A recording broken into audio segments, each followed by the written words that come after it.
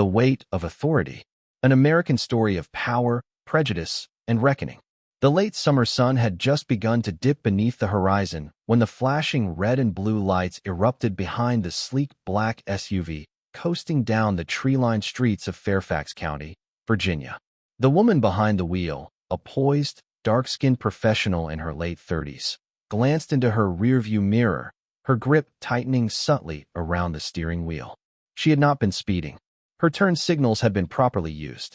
Her seatbelt was on. Everything was in order. Yet here she was, being pulled over for reasons yet unknown. Dr. Naomi Richardson, a high-ranking national security advisor for the Department of Defense, slowly guided her vehicle to a halt. Her mind was still replaying the classified intelligence briefing she had just left, one that could alter foreign policy if mishandled. But none of that mattered now, not to the man approaching her vehicle. The officer who stepped out of the cruiser had the look of someone drunk on authority. His stride was firm, posture stiff, and his face already cast with suspicion. Officer Darren Colby had been with the department for 15 years, and in that time, he'd learned how to assert dominance with little more than a scowl and a badge. "License and registration," he said coldly, without introduction. Naomi, experienced enough to know not to escalate, complied immediately. "Certainly, officer," she said calmly, her voice level and polite. She reached slowly for her wallet and retrieved both her driver's license and a second, sealed credential indicating her clearance level, a document that very few people in this country were even authorized to possess. Colby glanced at the documents, but didn't seem interested in them.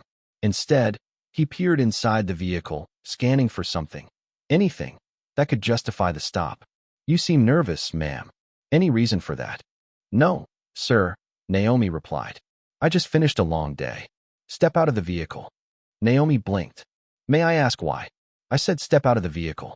Now, her instincts told her this wasn't about law enforcement or traffic safety. It was about power, his need to feel it.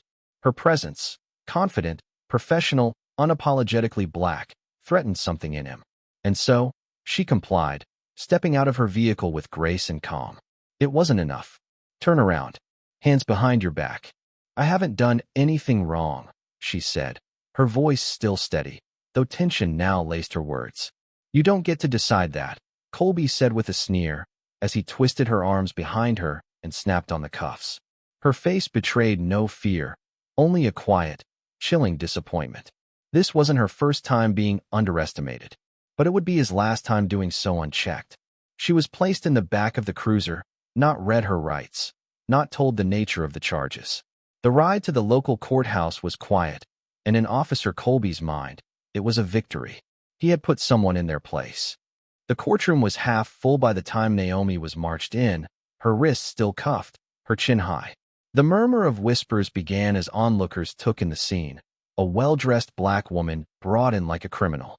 Officer Colby strutted beside her, ready to tell the judge how she had disobeyed, resisted, insulted him. She refused to comply, he stated confidently. She was belligerent, obstructive. The judge, a middle-aged man named Harold Manning with a reputation for formality and fairness, peered at Naomi, his brow furrowed. "Disrespect isn't a chargeable offense, Officer Colby," he said slowly. "What did she actually do?" "She failed to address me as sir." Refused to step out of the vehicle promptly. Clearly obstructed. The room fell into a stunned silence. The judge's gaze sharpened. Just then, a bailiff rushed in and handed the judge a sealed note. He read it, paused. His entire posture changed. "Officer Colby, step forward." Colby obeyed, confused. "Do you know who this woman is?" "A civilian who?" "She's not just a civilian. Dr. Naomi Richardson holds the highest level of national security clearance at the Pentagon. She's a senior advisor to the Secretary of Defense. And as of 30 minutes ago, her unlawful detainment became a matter of federal concern." Colby's mouth parted.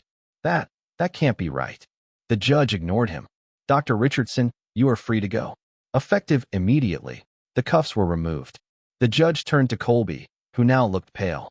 "You, Officer Colby, are hereby placed on administrative leave pending a full federal investigation." Gasps filled the courtroom. Naomi rolled her wrists, letting the cold steel memory fall away. She stood silently, calmly. No smirk, no outburst, just resolve. Colby stammered. This is a mistake. You don't understand. I understand perfectly, Naomi said finally, turning to face him. You thought I was someone who didn't matter. You made assumptions.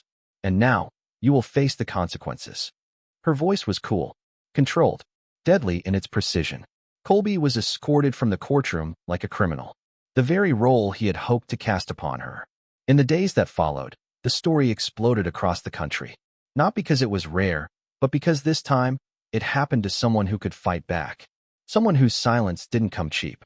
Naomi refused all interviews, letting the Department of Justice and the Pentagon handle the public statements.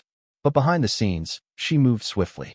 Within a week, Officer Colby was suspended without pay. Within a month, he was fired. Within 3, a nationwide review of traffic stop protocols had been launched, starting with Fairfax County. Naomi didn't relish in his downfall. That wasn't her goal. Her goal was transformation.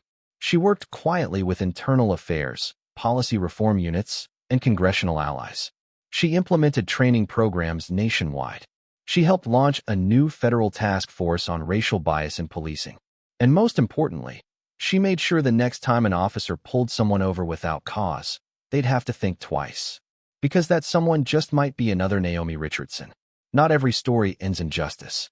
But this one began it. And justice, as she had proven, can come quietly, but it always comes as the courtroom emptied and reporters scrambled to piece together the story. Naomi didn't leave right away. She remained by the marble columns near the exit, her eyes scanning the hallway that now buzzed with whispers and side glances. Her presence was magnetic, silent power wrapped in composure. Not a word, not a boast, not a raised brow. Across the hall, Officer Darren Colby sat slumped on a wooden bench. No badge, no gun, no certainty left. Just sweat beading along his temple and the hollow sound of a world crashing around him. His union rep had gone silent. His chief hadn't called. His phone buzzed with news alerts. Senior national security official illegally detained by officer. His name was there. Bold, unforgiving, permanent. He finally looked up and saw her walking toward him. Naomi's heels echoed with every step, deliberate, precise. She wasn't vengeful, but she wasn't done. She stopped just a few feet away, the distance between them now symbolic. His power had once felt infinite. Now, it fit inside a courtroom report and a sealed federal folder. You thought I was a threat, she said, voice low. But not the kind you imagined. You weren't afraid of what I might do. You were afraid of what I represented. Control that wasn't yours. Colby looked up, his voice hoarse. You made me lose everything. Naomi tilted her head. No, you did that. I just made sure it wasn't ignored. She turned and walked away, the quiet roar of justice trailing behind her. 3 months later, Fairfax County, a sleek, modern conference hall filled with law enforcement officers, city officials, and local media. At the center, a banner read, National Law Enforcement Summit on Racial Integrity and Structural Reform. And at the podium, standing before hundreds, was Naomi Richardson. Her face was calm, her stance unshakable. But this time, she wasn't silent. I didn't ask for a confrontation that night, she began. I didn't provoke it, but I lived it. And like far too many others, I know what it feels like to be presumed guilty, not by action, but by identity. The room was still. What happened to me wasn't an isolated mistake. It was the product of a culture that protects assumption over accountability, aggression over listening, and status over service. Camera flashes flickered like thunder in a summer storm. But I also believe in something bigger, she continued. That systems can change. That power, when humbled, can be rebuilt. And that silence, our silence, is what gives injustice its teeth. She looked into the crowd, into the eyes of young recruits, commanders, skeptics, and allies. I am not here because I was disrespected. I am here because I refuse to stay diminished. And I'm asking this nation's law enforcement not just to protect us, but to see us. The room broke into thunderous applause. Not the hollow kind. The kind that comes when people know history is shifting beneath their feet. That night, Naomi stood alone at the Pentagon balcony, looking out over the Potomac River. The city pulsed in quiet rhythm beneath her. The domes, the monuments, the long shadow of legacy. Behind her, a new generation of reform had begun. The Richardson Protocol was now federal policy. requiring mandatory ID verification before detention, heat safety standards in police vehicles, and recorded de-escalation training every quarter. Officers would now be taught that power without discipline is danger, and silence in the face of profiling is complicity. But Naomi wasn't celebrating. She reached into her coat pocket and pulled out the small gold bracelet her grandmother once gave her, engraved with 4 words: "Dignity is not negotiable." That was the real victory. Not the courtroom, not the headlines, but that finally, someone like her didn't have to prove her worth to be treated with it. Somewhere, in another town, another officer would hesitate before putting their hand on a holster. Somewhere, a black woman would hold her ground just a moment longer, because someone had already done it first. And somewhere, a little girl watching the news would learn that power, when rightfully reclaimed, does not shout, it stands. Naomi closed her eyes and let the wind move through her braids. This wasn't the end. This was the beginning. The end,